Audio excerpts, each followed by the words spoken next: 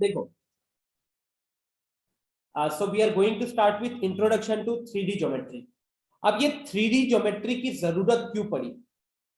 ठीक है, तो 3D ज्योमेट्री सिंपल सा देखो, मैं ना बिकॉज ये 11th का पार्ट है, तो मैं एक बार इसको गो थ्रू करवा देना चाहता हूं, ताकि इसका कहीं पे भी यूज जब हमको वेक्टर 3D में दिखता है क्लास 12th वाले टॉपिक में, तो हमको वहां पे प्रॉब्लम नहीं होनी चाहिए। ठीक है ना? तो दिस इज वाई हम लोग इसको देख रहे हैं। तो देखो यार, सिंपल सी चीजें हैं। You may recall that to locate the position of a point in a plane, किसी भी प्लेन पे, मान लो जैसे आपके सामने अभी ये स्क्रीन दिख रही है, इस स्क्रीन पे मैंने यहाँ पे एक पॉइंट लगा दिया, ये वाला पॉइंट पी। अब अगर मुझे इस पॉइंट पी का पोजीशन निकालना है, इस पॉइंट पी का पोजीशन कह लो, लोकेशन कह लो, अगर मुझे निकालना है, तो उसके लिए हम क्या करते हैं? उसके लिए हमने ना लोअर क्लास में पढ़ा हुआ है कोऑर्डिनेट ज्योमेट्री, है ना? कोऑर्डिनेट ज्योमेट्री पढ़ा हुआ है, 2D ज्योमेट्री कह लो, जिसमें हम क्या करते हैं, हम दो लाइंस लेते हैं जो एक दूसरे के साथ परपेंडिकुलर है। एक लेते हैं हम लोग वर्टिकल लाइन, और एक लेते हैं हम लोग हॉरिजॉन्टल लाइन, है ना? जिसको एक को हम एक्स एक्सिस कहते हैं और एक को हम वाई एक्सिस कहते हैं। फिर वहां से हम क्या करते हैं, तो वहां से हम उस पॉइंट से दोनों एक्सिस के ऊपर परपेंडिकुलर ड्रॉ कर देते हैं इस तरीके से।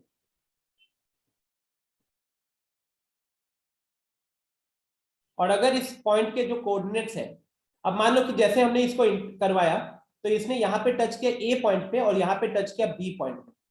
अब अगर ओ से लेके ए का जो दूरी है, अगर ये एक्स के बराबर है, और ओ से लेके बी तक का जो दूरी है, अगर ये वाई के बराबर है, तो उससे हमको ये पता चल जाता है कि ये पॉइंट के कोऑर्डिनेट्स हम लिख पाते थे क्या? एक्स कॉमा वाई लिख पाते थे। यस और नो? इस पॉइंट के कोऑर्डिनेट्स को हम क्या लिख पाते थे? एक्स कॉमा वाई लिख पाते थे। हमने इस पॉइंट का कोऑर्डिनेट्स बताया किसके रेस्पेक्ट में? एक्स एक्सिस और वाई एक्सिस के रेस्पेक्ट में।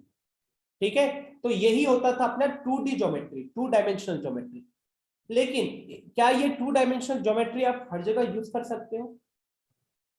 यस और नो? क्या आप ये 2D ज्योमेट्री हर जगह यूज कर सकते हो? नहीं कर सकते, राइट? अगर आपके हाथ में, जैसे मान लो ये पेन, मेरे हाथ में जो ये पेन है, अगर मुझे इस पेन का लोकेशन फाइंड आउट करना हुआ, या जैसे मैंने अभी पॉइंट पी के बारे में बताया, अगर सेम चीज मुझे इसके बारे में भी बतानी पड़ गई, तो क्या मैं 2D ज्योमेट्री से बता पाऊंगा? अब ये 2D ज्योमेट्री से काम नहीं कर पाएगा, हम सफिशिएंटली उसको नहीं बता पाएंगे। उस केस में हमको थर्ड डायमेंशन की जरूरत पड़ जाएगी। तो यहाँ पे वही चीज लिखी हुई है, फिर इसको हम एक छोटे से वीडियो से समझेंगे। ठीक है, बगल में वीडियो खोल के रखा है मैंने, तो यहाँ पे वही चीज लिखा हुआ है। मैं चाहूंगा कि सबको एक बार इसको पहले रीड कर लें, फिर अपन वीडियो पे चलते हैं। यहां से रीडिंग शुरू करो। You may recall that to locate the position of a point in a plane, एक प्लेन पे किसी भी पॉइंट का लोकेशन फाइंड आउट करने के लिए हमको दो म्यूचुअली परपेंडिकुलर लाइंस की जरूरत पड़ती है। इसी लाइंस को हम क्या करते थे? इसको हम कहते थे कोऑर्डिनेट एक्सिस, और वो जो दो नंबर्स आते थे उसको कोऑर्डिनेट्स कहा जाता था, coordinates with respect to the axis. जैसे यहाँ पे एक्स कॉमा वाई है, तो ये एक्स कॉमा वाई को हम क्या कहते थे? इसको हम कहते हैं coordinates. But in actual life we do not have to deal with points lying on a plane only. Real life में हम सिर्फ उन पॉइंट्स के साथ डील नहीं करते हैं जो प्लेन पे लाई कर रहा है, हमको ऐसे पॉइंट्स की भी जरूरत पड़ जाती है, या ऐसे पॉइंट्स की भी पोजीशन की बात करनी पड़ जाती है जो कि स्पेस में लाई कर रहे हैं, है ना? तो for example consider the position of a bulb ball thrown in space at different points of time. ठीक है, तो जो प्रोजेक्टाइल मोशन बनेगा, अलग अलग पॉइंट पे आपका जो पोजीशन है उस बॉल का, और the position of an aeroplane as it flies from one place to another at different time during it flight, या फिर किसी एक एरोप्लेन का पोजीशन जब वो हवा में उड़ रहा है, एक पोजीशन से एक जगह से दूसरे जगह जाने के लिए eight different points of time. तो इन सारी चीजों के लिए, ठीक है, अब एक और दिया इसने example, similarly if we were to locate the position of the lowest tip of an electric bulb, मान लो एक इलेक्ट्रिक बल्ब है आपके सर के ठीक ऊपर, और उसका जो लोएस्ट टिप है वो हैंग कर रहा है, कहां से? सीलिंग से, है ना? छत से मान लो हैंग कर रहा है। तो अगर मेरे को उसके पोजीशन को लोकेट करना पड़ा, तो वी विल नॉट ओनली, यहाँ क्या लिखा हुआ है? We will not only require the perpendicular distances of the point to be located from two perpendicular walls. तो उस केस में हमको सिर्फ दो परपेंडिकुलर लाइन से हमारा काम नहीं होगा, या सिर्फ दो सरफेस। अगर आप मान लो कि बल्ब जो है, आप इमेजिन करो कि आप एक कोने पे खड़े हो, है ना, एक कोने पे खड़े हो। अब अगर आपने अपना हाथ पे पेन रखा हुआ है, पेन को घुमा रहे हो, तो अब उस पेन की पोजीशन के लिए आपके खाली कोने के जो दो वॉल्स है, जैसे ऐसे इमेजिन करो। एक बार मैं स्क्रीन शेयरिंग ऑफ करता हूं।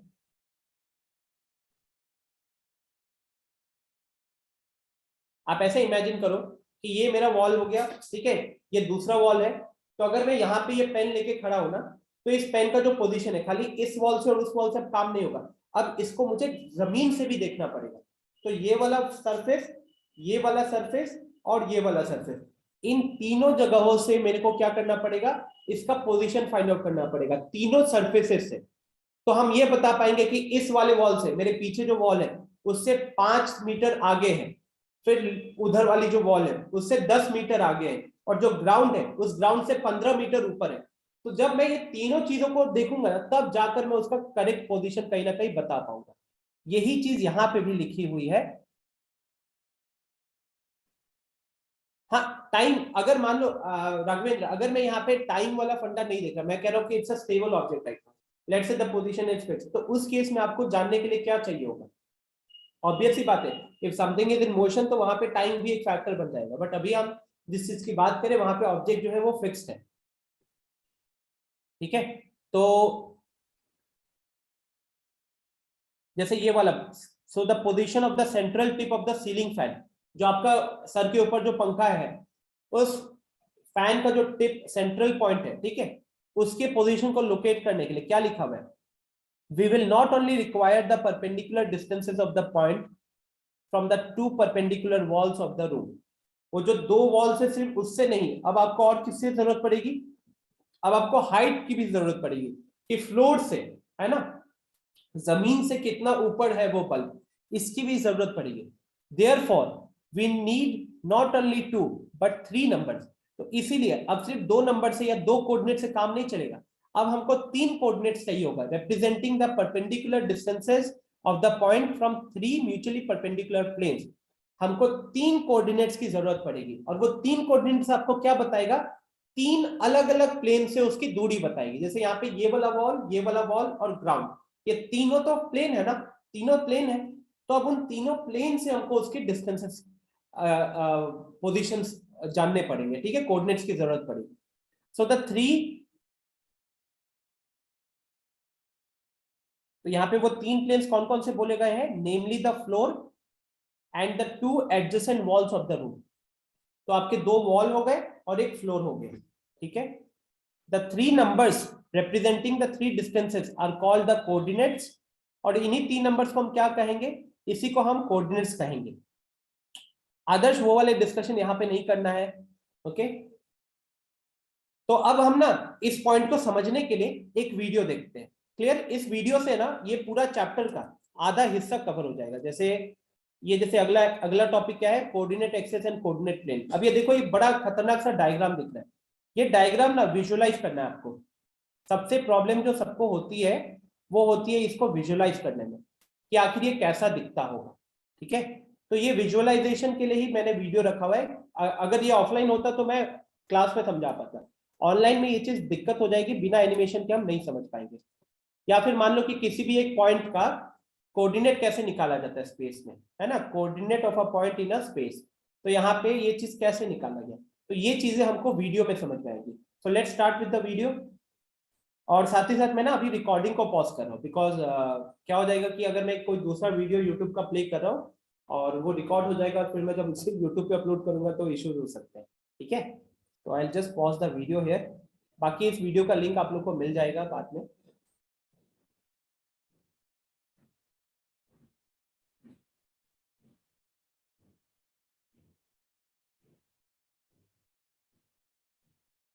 Of a point in space.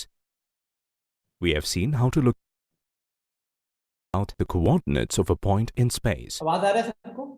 We have seen how to locate a point in a two-dimensional plane with respect to its distance from the reference axis. In three-dimensional space, we identify a point with respect to the distances from the three reference planes. Let's see what these reference planes are and how to locate a point in space. We take two planes perpendicular to मैं एक बार video quality थोड़ा सा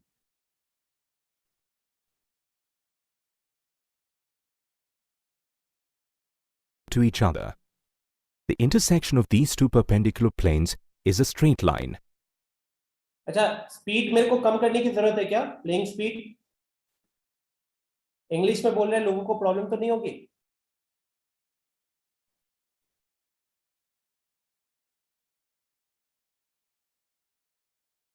मैं यहाँ पे ना mute all का option हटा रहा हूँ, तो मुझे ये बताओ अभी क्या क्या पहले मन में डाउट आ रहा है, फिर हम लोग क्वेश्चन से शुरू कर सकते हैं। कोई वीडियो का ऐसा हिस्सा जो आप लोगों को नहीं समझ में आया? एनीथिंग?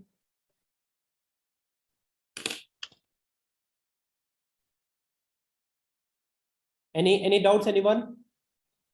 सबसे इंपॉर्टेंट चीज क्या थी कि एक पॉइंट जो कि स्पेस में आता है उसको लोकेट करने के लिए हमको तीन प्लेन्स की जरूरत पड़ेगी, और वो भी तीनों प्लेन्स एक दूसरे के साथ म्यूचुअली परपेंडिकुलर होना चाहिए।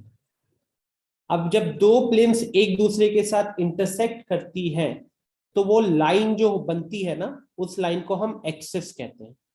तो तीन म्यूचुअली परपेंडिकुलर प्लेन्स तीन एक्सिस बनाएंगे, एक एक्स एक्सिस, एक वाई एक्सिस और एक जेड एक्सिस। अब वो तीन म्यूचुअली परपेंडिकुलर प्लेन्स क्या करेंगे, वो पूरे स्पेस को 8 हिस्सों में डिवाइड करेंगे जिनको हम कहेंगे ऑक्टेंट्स। ठीक है, जिनको हम कहेंगे ऑक्टेंट्स। फिर अब बात करते हैं कोऑर्डिनेट्स का, जो कि सबसे इंपॉर्टेंट चीज है। तो x, y, z। अब याद करो, थोड़ा 2D के साथ अगर रिलेट कर लोगे ना तो ज्यादा अच्छे से याद रहेगा। जैसे अगर कोई पॉइंट P होता था जिसके कोऑर्डिनेट्स x, y होते थे, अगर कोई पॉइंट P होता था जिसके कोऑर्डिनेट्स x, y होते थे, तो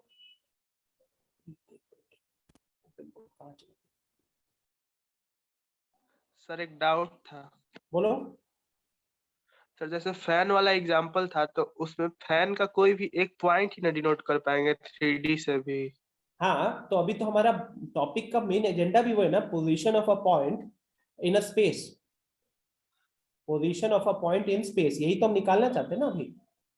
यस सर। ठीक है, और बताइए। सर हाँ हेलो सर।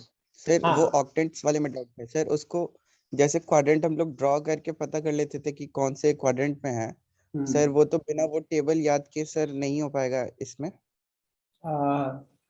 कह सकते हो टेबल याद रखना पड़ेगा, बट इसको ऐसे थोड़ा समझो आदर्श की उससे आपको कोई सवाल नहीं पूछा जाएगा। मतलब ऐसा कोई भी क्वेश्चन नहीं है 12th में जहाँ पे आपसे पूछा जाएगा कि ये सर पॉइंट कौन सा ऑक्टेंट में आएगा।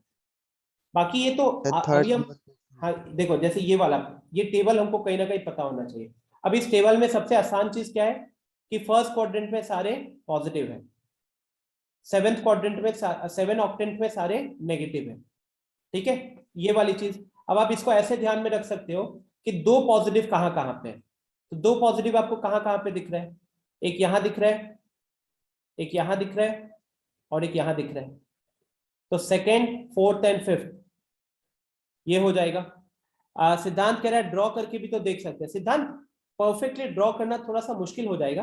आप ये लॉजिक लगा सकते हो वहां पे ड्रॉ करने के टाइम पे, मतलब वो अपना थोड़ा बेसिक अंडरस्टैंडिंग वहां पे अच्छा होना पड़ेगा। बिकॉज आप लोगों ने देखा होगा कि वहां पे वो क्या कर रहे हैं, ये एक्स वाई हो गया और जेड जो है वो बाहर की तरफ निकल कर आएगा। आप सोचो एक्स और वाई आपके स्क्रीन पे दिख रहा है, लेकिन जेड जो होगा वो कोई बाहर निकल कर आएगा, है ना। जेड जो है वो थोड़ा बाहर निकल कर आएगा इस तरीके से। तो वो आपको इमेजिन करना पड़ेगा उस सिचुएशन को।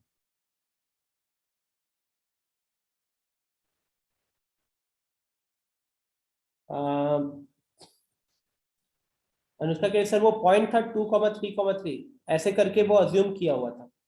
वो पॉइंट कौन सा ऑक्टेंट में आएगा या वो पॉइंट कौन सा ऑक्टेंट में कहां पे होगा वो बताया गया था ना अनुष्का उस वीडियो में। 2,-3,3 था। अभी हम थोड़ा सा क्विक एक दो बेसिक चीजें हैं, इंपॉर्टेंट पॉइंट्स। जैसे और कोई डाउट है किसी के मन में?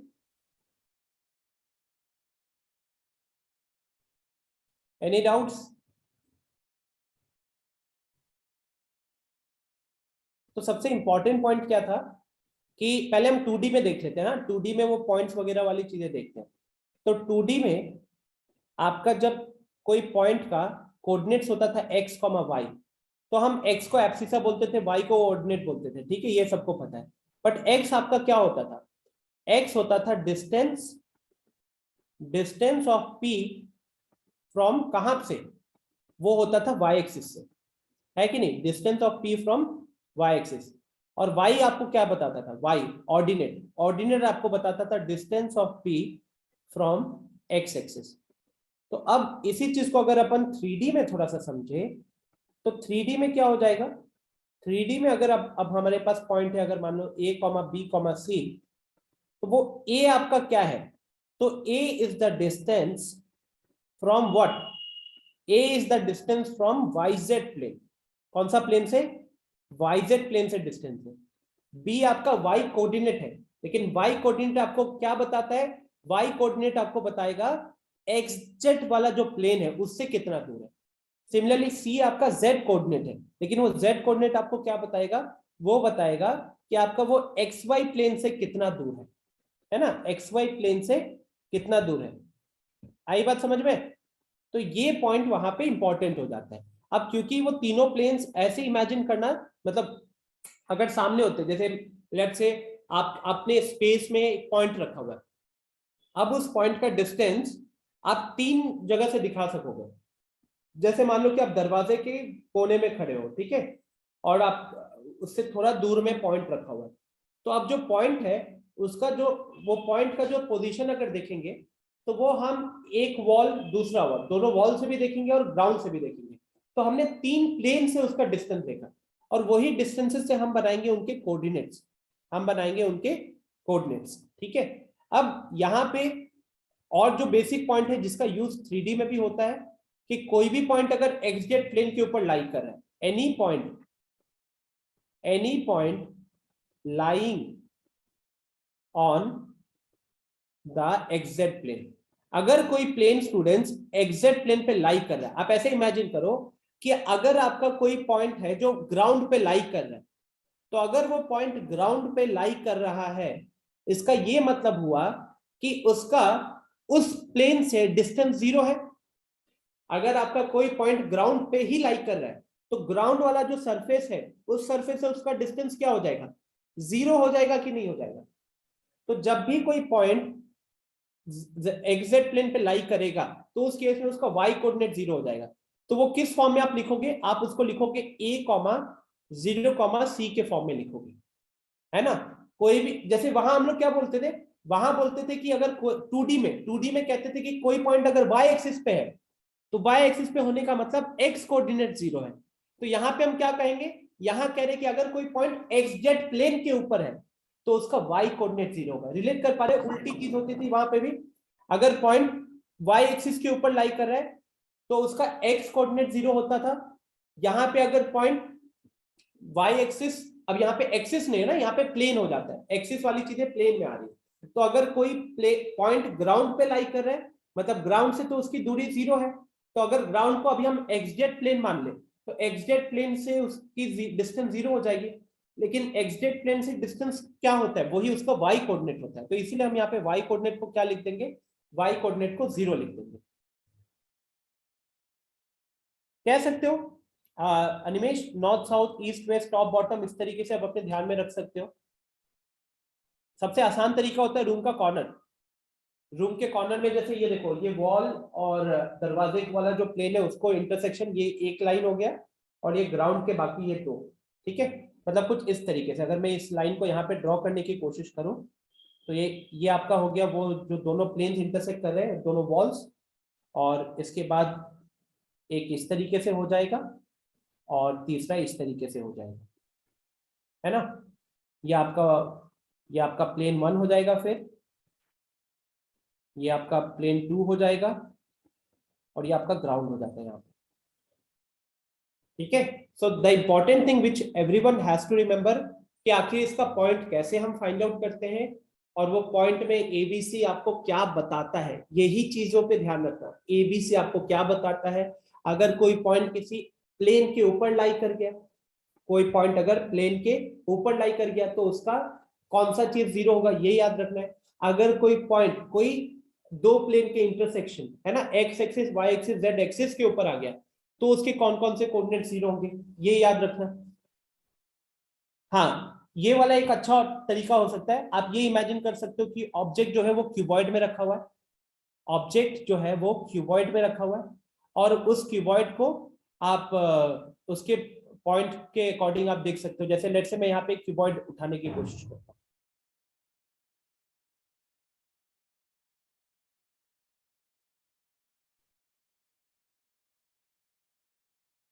ये मैंने देखा था वैसे क्यूबॉइड नहीं है। अच्छा वो वहां मिल जाएगा, रुक जाओ एक मिनट 1 मिनट, पेंट में मिल जाएगा।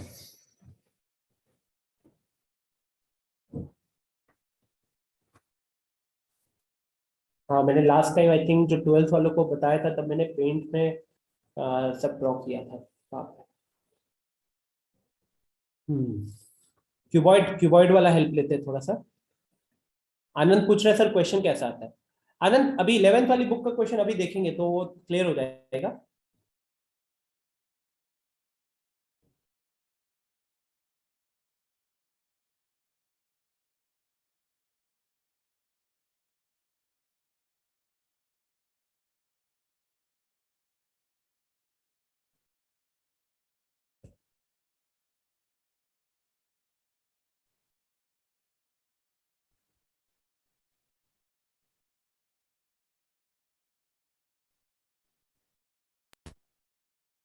हाँ ये देखिए, अब जैसे ये वाला हो गया, ठीक है,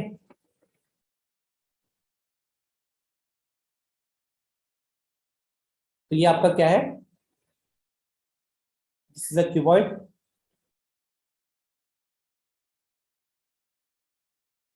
तो अब यहाँ पे अगर मैं प्लेन की बात करूं तो यहाँ पे वो प्लेन कौन सा हो जाएगा, इसको हम नाम दे देते प्लेन 1, ठीक है, इसको नाम दे देते प्लेन 1। ये जो ऊपर वाला है इसको प्लेन 2, और ये जो इसके राइट में है, इसके जो राइट कह रहे लेफ्ट,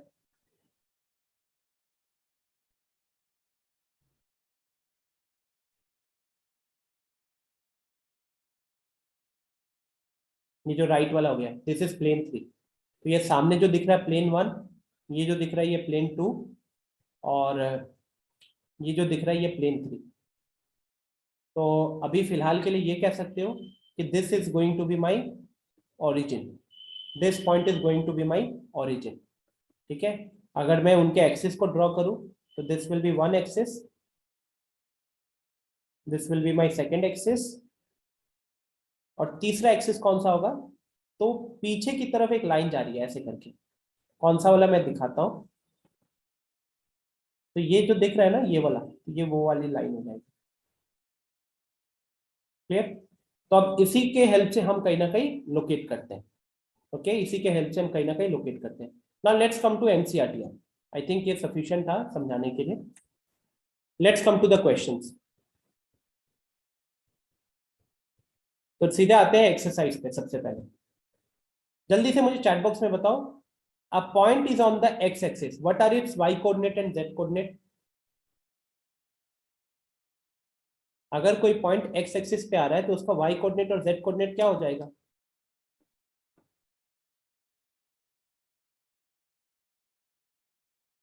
वेरी सिंपल, 0 0। जैसे अपना 2D में होता था, एक्स एक्सिस पे है मतलब वाई कोऑर्डिनेट 0, यहाँ पे एक्स एक्सिस पे मतलब वाई कोऑर्डिनेट जेड कोऑर्डिनेट दोनों 0 हो जाएगा। अच्छा सेकंड क्वेश्चन का आंसर बताओ जल्दी से। सेकंड क्वेश्चन तो मैंने डिस्कस कर ही दिया, अगर कोई पॉइंट एक्स जेड प्लेन पे है तो उसका वाई कोऑर्डिनेट क्या हो जाएगा, उसका वाई कोऑर्डिनेट अब 0 हो जाएगा, है ना, उसका वाई कोऑर्डिनेट 0 हो जाएगा। Okay next. अब ये name the octants, name the octants वाला पार्ट तो टेबल देख के हम इजीली पहचान सकते हैं। जैसे ये अपना फर्स्ट क्वाड्रेंट में आएगा क्योंकि इसमें तीनों के तीनों पॉजिटिव है, ठीक है। यहाँ पे तीनों नेगेटिव वाला ये वाला हो गया तो ये 7th क्वाड्रेंट में आएगा। अब x नेगेटिव, बाकी दोनों पॉजिटिव, ये आपका सेकंड क्वाड्रेंट, मतलब इस तरीके से ऑक्टेंट, तो इस तरीके से आपको देखना है। तो third question is not so important, third question is not so important. चलो फोर्थ की बात करते हैं। The x axis and y axis taken together determine a plane known as what. इसको xy प्लेन बोल देंगे, क्या बोल देंगे इसको, xy plane. Second, the coordinates of points in the xy plane are of the form. कोई भी point अगर xy प्लेन के ऊपर आएगा तो उसका फॉर्म क्या होगा। कोई भी पॉइंट अगर xy प्लेन के ऊपर आएगा तो उसका फॉर्म क्या हो जाएगा, उसका फॉर्म हो जाएगा, सिर्फ xy मत लिखो, सिर्फ xy मत लिखो, उसका फॉर्म हो जाएगा x, y, 0 वाला फॉर्म, या फिर a, b, 0 वाला form, where a and b are non zero, जहां पे a और b क्या हो जाएंगे, एक तरीके से आप नॉन जीरो कह सकते हैं। अच्छा, coordinate plane divides the space into how many octants, कितने ऑक्टेंट्स में डिवाइड करता है, 8 ऑक्टेंट्स में, ठीक है। चलो डन है ना। नेक्स्ट, अब आते हैं सेकंड टॉपिक पे, डिस्टेंस बिटवीन टू पॉइंट्स। अब यहाँ पे ना मैं इसके एक्सप्लेनेशंस पे नहीं जाऊंगा, अब मैं आपको पहले टॉपिक दिखा देता हूँ। तो ये देखो, ये टॉपिक है डिस्टेंस बिटवीन टू पॉइंट्स, उस पे फिर एक एक्सरसाइज है। फिर तीसरा टॉपिक क्या है, सेक्शन फॉर्मूला, उस पे एक एक्सरसाइज है। और उसके बाद अगला है एरिया, ठीक है, उस पे ये हो गया, और इसके साथ ये खत्म, उसके साथ ये खत्म। तो अब मेरे को ना आपको सिर्फ क्या एक्सप्लेन करना है, मुझे एक्सप्लेन करना है कि वो डिस्टेंस बिटवीन टू पॉइंट्स क्या रहता है यहाँ पे। तो मैं सारी चीजों का हेल्प अभी 2D से रिलेट करने की कोशिश करूंगा। 10th तो सब पढ़ के आए हो ना, आप लोगों के टाइम पे तो कोविड एग्जाम देने के बाद हुआ था ना। तो सिंपल सी चीज देखो, 2D में एक छोटा सा टेबल बनाते हैं, हमने 2D में, और उसी को हम 3D में कंटिन्यू करेंगे। तो 2D में आपने डिस्टेंस बिटवीन टू पॉइंट्स देखा था, डिस्टेंस बिटवीन टू पॉइंट देखा था। क्लास 10th का कोऑर्डिनेट ज्योमेट्री याद करो, डिस्टेंस बिटवीन टू पॉइंट्स। एक पॉइंट है P जिसके कोऑर्डिनेट्स है x, y, और दूसरा पॉइंट था लेट्स से x1, y1, और दूसरा पॉइंट था Q जिसके कोऑर्डिनेट्स है x2, y2। तो इसका डिस्टेंस क्या निकलता था, सबको याद है ना, सबको याद होगा, root under x1 minus x2 का whole square plus y1 minus y2 का होल स्क्वायर। अब इसका प्रूफ वगैरह पे डिस्कस नहीं करूंगा, है ना। एक्स वाई एक्सिस बनाना होता था, दो पॉइंट बनाते थे, ट्रेपीजियम जैसा शेप बनाते थे, वो सब बात की बात है। अब इसी चीज को यहाँ पे बस कंटिन्यू करना है, distance between 3 points, distance between 3 points in space. इसमें क्या होता था, P और Q जो थे ना, दोनों एक ही प्लेन के ऊपर आते थे। इसमें क्या होगा, तीनों पॉइंट स्पेस में होंगे, जिसमें से P का मान लो कोऑर्डिनेट है x1, y1, z1। अरे 3 पॉइंट की बात कर रहा हूँ, 2 पॉइंट्स ही होगा, 2 points in space, 2 points in space, x1, y1, z1 and x2, y2, z2। तो आप लोग अपना दिमाग घुमाओ और बोलो कि सर अगर आप इतना सिमिलैरिटी लगा रहे हो तो क्या होना चाहिए। कोई अनम्यूट करके खुद ही बता दो, अगर इतना सिमिलैरिटी लगवा रहे हो तो क्या होना चाहिए आंसर। Z1 माइनस Z2 का होल स्क्वायर। वो बस एक जुड़ जाएगा, है ना, मतलब कि x1 माइनस x2 का होल स्क्वायर आएगा, प्लस y1 माइनस y2 का होल स्क्वायर आएगा, प्लस z1 माइनस z2 का होल स्क्वायर आएगा। I hope this is clear. तो कंप्लीटली अगर मैं इसके हिसाब से बात करूं, आपके एक्सरसाइज के क्वेश्चन से, तो जितना हम 10th में देखे थे सेम टाइप के क्वेश्चन है, सब कुछ सेम है, बस इतना ही अंतर किया है कि वहां पे 2-2 पॉइंट होता था, उसके 2-2 कोऑर्डिनेट्स होते थे। यहाँ पे पॉइंट 2 ही रहेंगे लेकिन उसके 3-3 कोऑर्डिनेट्स हो जाएंगे, ठीक है। और साथ ही साथ सेक्शन फॉर्मूला को भी देख लेते हैं। अब सेक्शन फॉर्मूला,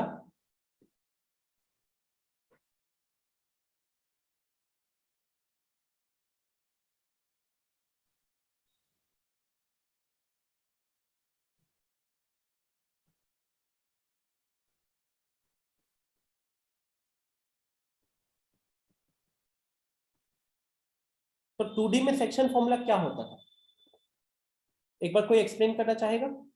2D में सेक्शन फॉर्मूला क्या होता था, क्या निकलता था उससे?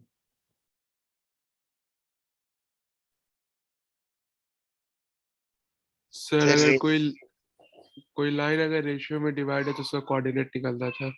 एग्जैक्टली तो अगर ऐसे एक लाइन है हमारे पास, मान लो लाइन है PQ,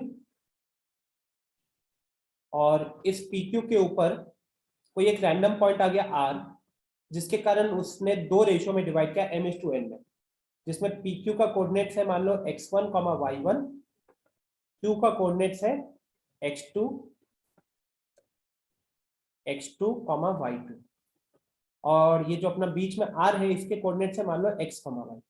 तो हम इनके बीच में एक रिलेशन लिख पाते थे कि जो आपका R का जो कोऑर्डिनेट होगा x, y वो किसके इक्वल होगा, तो वो होगा आपका mx2 plus nx1 divided by m plus n comma my2 plus ny1 divided by m plus n।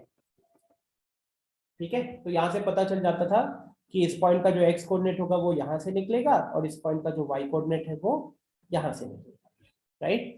तो ये होता था सेक्शन फॉर्मूला 2D में। अब 3D में सेम, एकदम सब कुछ सेम चलने वाला है।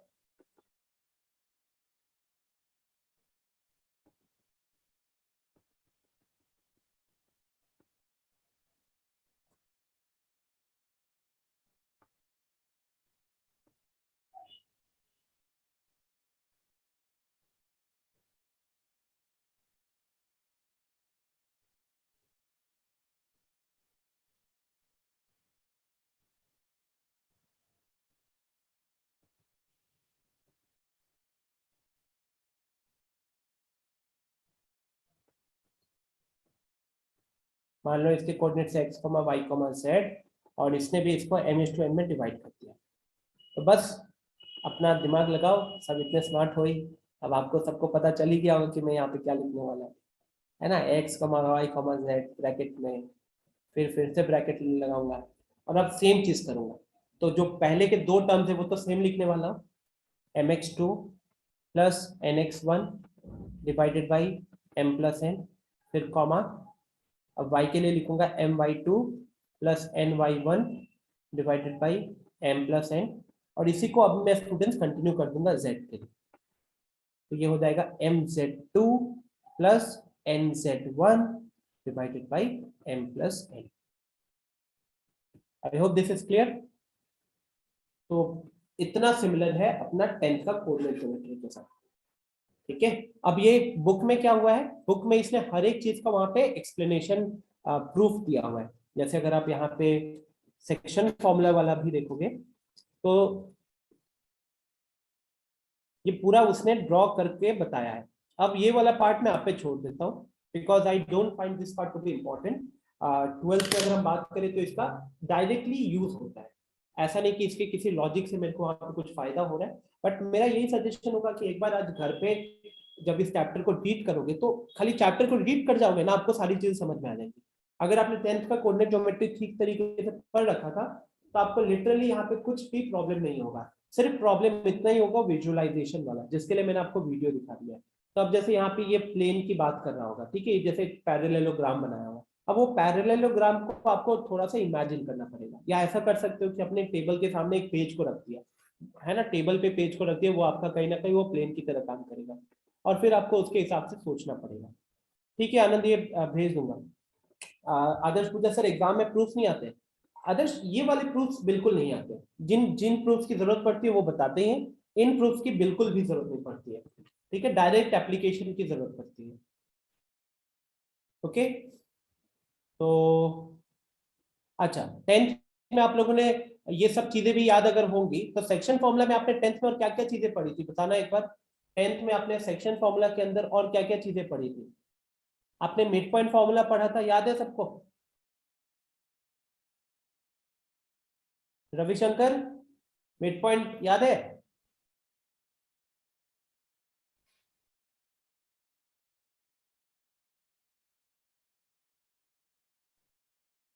क्या होता था मिड पॉइंट फॉर्मूला? अच्छा, रविशंकर ने नो सर लिखा है, मतलब या तो नहीं पढ़ा है या याद नहीं है। तो mid point formula section formula का एक स्पेशल केस होता था जहां पे m/n क्या होते थे 1:1, m/n होता था 1:1, है ना। तो वहां पे बेसिकली ये होता था कि जो r पॉइंट है वो आपका p और q से बराबर दूरी पे रहता था। जो आपका r पॉइंट है, मिड पॉइंट बोलना गलत है, मतलब मिड पॉइंट एक तो हो गया मिड पॉइंट वाला लॉजिक, मिड पॉइंट वाला लॉजिक जहां पे p और q के एग्जैक्टली बीच में आ रहा है। दूसरा फंडा आता है इक्विडिस्टेंट वाला। इक्विडिस्टेंट का मतलब क्या होता है, बराबर दूरी पे। तो मान लो कि आनंद जो है अगर वो राघवेंद्र एंड आदर्श दोनों से बराबर दूरी पे खड़ा है, तो दो सिचुएशन पॉसिबल हो सकता है ना। एक सिचुएशन हो सकता है ये वाला कि आनंद यहाँ पे है, राघवेंद्र यहाँ पे है, ठीक है, एंड आदर्श यहाँ पे है। और दूसरा केस हो सकता है वो जो ट्रायंगल जैसा बना होगा, लव ट्रायंगल नहीं, जहां पे आनंद यहाँ है, राघवेंद्र यहाँ है एंड आदर्श यहाँ पे। तो जब हम इक्विडिस्टेंट की बात करते हैं तो केस 1 भी पॉसिबल है, केस 2 भी पॉसिबल है। लेकिन अगर हम मिड पॉइंट की बात कर रहे हैं तो मिड पॉइंट पे फिर केस 1 ही बनता है, ठीक है, मिड पॉइंट पे फिर केस 1 ही बनता है। आदर्श पूछे सर, एक सर सेक्शन फॉर्मूला में आउटर वाला होता था जो नेगेटिव होता था शायद, एक्सटेंडेड वाला, उसको कहते थे एक्सटर्नल डिवीजन। दो तरीके के डिविजन होते हैं, एक होता है आपका इंटरनल डिवीजन,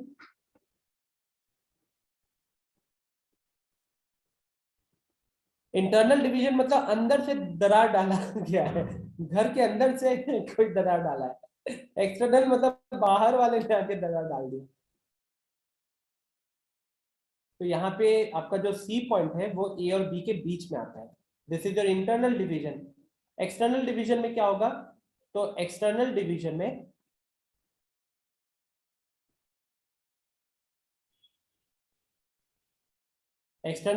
में आपका C either it will be on the left of A, या तो ए के लेफ्ट में होगा या फिर वो बी के राइट में होगा, ऐसे समझो,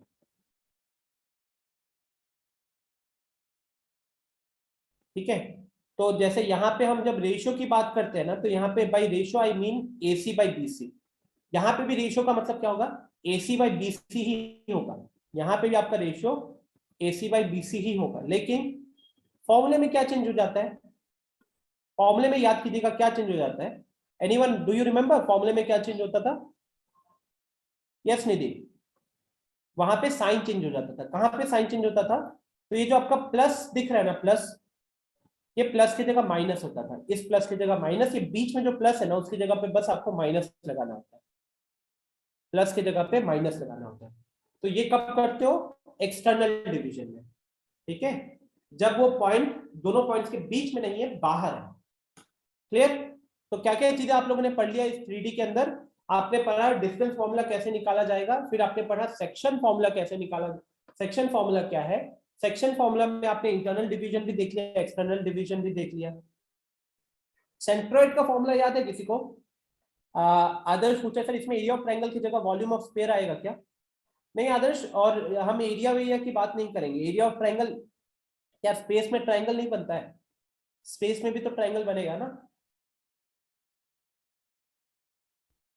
आप अपने दो हाथ को खड़े कर दो ऐसे करके, और आपका लेफ्ट वाला जो पैर है, इन तीनों को ज्वाइन करके एक ट्रायंगल नहीं बन जाएगा? उस ट्रायंगल का एरिया निकाला जा सकता है, वो हम पढ़ेंगे, उसका फॉर्मूला भी देखेंगे, ठीक है। तो सेंट्रोइड का फॉर्मूला क्या होता था, याद कीजिएगा। सेंट्रोइड का फॉर्मूला क्या होता था, वो होता था, सेंट्रोइड का फॉर्मूला होता था क्लास 10th में, x1 plus x2 plus x3 divided by 3, comma y1 plus y2 plus y3 divided by 3। यहाँ पे क्योंकि अब z कोऑर्डिनेट भी आ गया तो आपको बस ऐड कर देना है z1 plus z2 plus z3 divided by 3, ठीक है, परफेक्ट। तो अब हम थोड़ा क्वेश्चन शुरू करते हैं ना, टाइम है हमारे पास, अब हम लोग क्वेश्चन शुरू करते हैं। तो चलो, ये आपका एनसीईआरटी से एक्सरसाइज 12.2 है, क्लास 11th वाला। अब एक काम करो, क्वेश्चन नंबर 1 से बस फॉर्मेलिटी के लिए 1 का 1 कर दो, 1 का 1 करो। क्वेश्चन नंबर 2 सॉल्व करना है, उसके बाद 3 का 3 का फर्स्ट वाला करना है। चलो ये 3 क्वेश्चन करो जल्दी से, ज्यादा टाइम हमारे पास है नहीं, जल्दी जल्दी करो, कोई सेशन को लीव मत करो। अब जो भी समझे हो उसको यहाँ पे यूज करने का टाइम आ गया।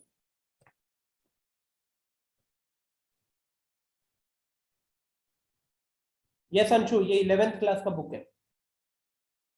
आदर्श कह रहा है अभी करना है, रोने का स्माइली भेज रहा है। अभी करना है यार, अभी 12 मिनट बचे हैं क्लास।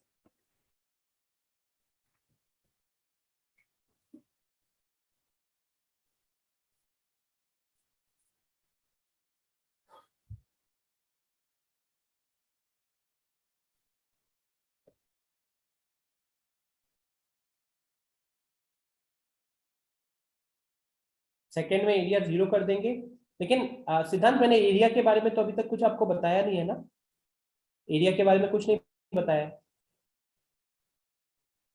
तो आपको दूसरे तरीके से सॉल्व करना पड़ेगा। आकाश ने √20 आंसर निकाला हुआ है, ठीक है।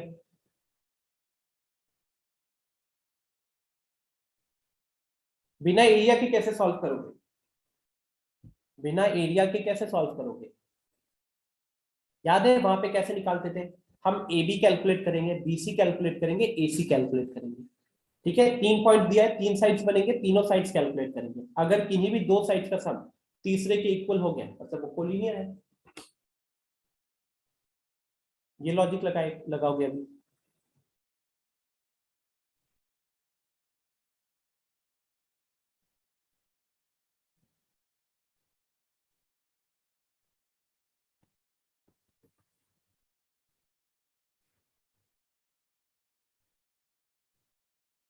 तो पहले वाले का आंसर √2 - 4 का स्क्वायर 4 प्लस 3 - 3 का स्क्वायर 0 प्लस 5 - 1 का स्क्वायर 16।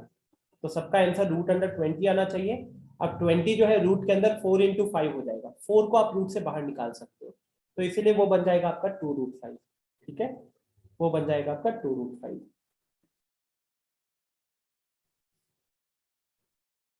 यस अनुष्का करेक्ट है, त्रिपुरारी करेक्ट है, दीक्षा करेक्ट है। आनंद पूछ रहे सर 3 नंबर में 2 साइड का डिस्टेंस इक्वल दिखा देंगे? हाँ आनंद, ऑब्वियसली। सेकंड बता दीजिए, फर्स्ट हो गया। सेकंड अगर हमको प्रूफ करना पड़ा तो अब खुद सोचो, मैंने आपको 2 चीजें पढ़ाई अभी तक आदर्श, एक सेक्शन फॉर्मूला और एक डिस्टेंस फॉर्मूला।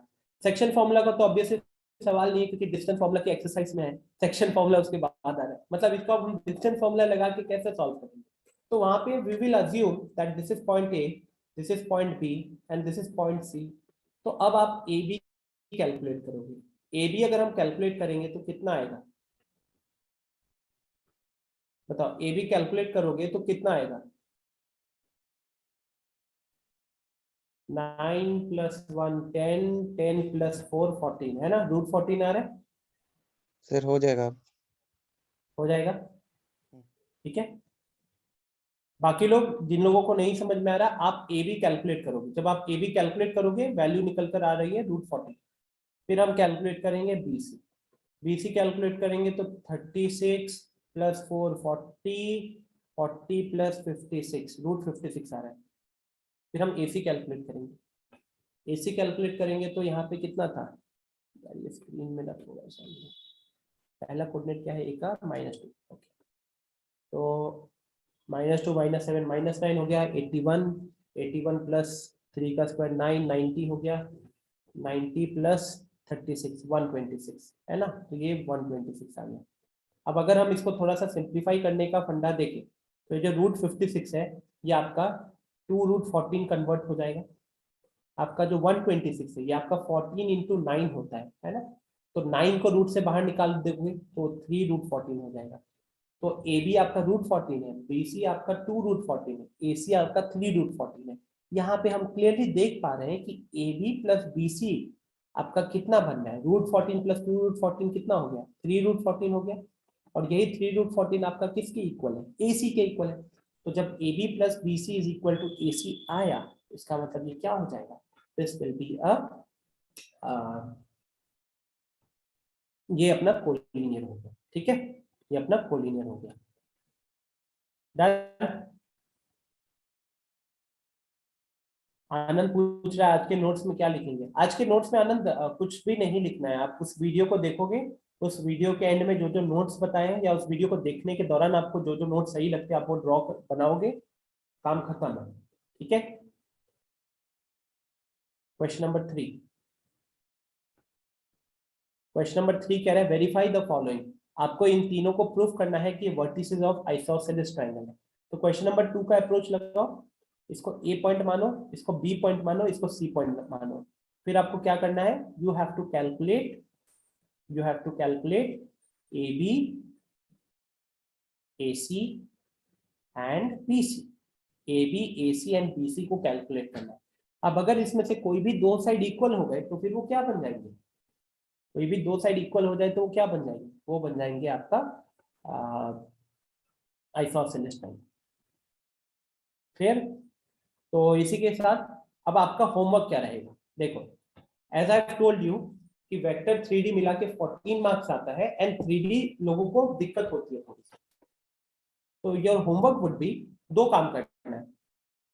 पूरा होमवर्क इस चैप्टर से रिलेटेड ही है। फर्स्ट होमवर्क, यहाँ पे नहीं, यहाँ लिख देता हूं।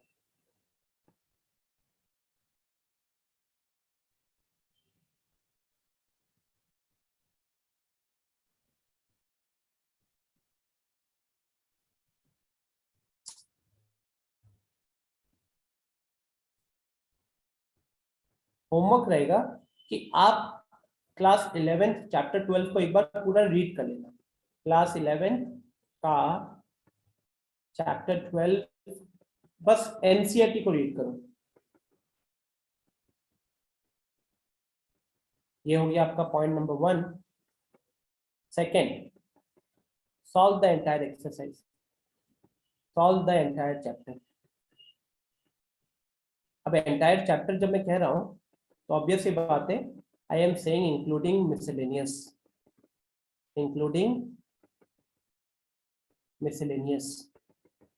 इससे क्या हो जाएगा, 3D का बेसिक एकदम तगड़ा हो जाएगा, अच्छे लेवल तक के क्वेश्चंस हो जाएंगे।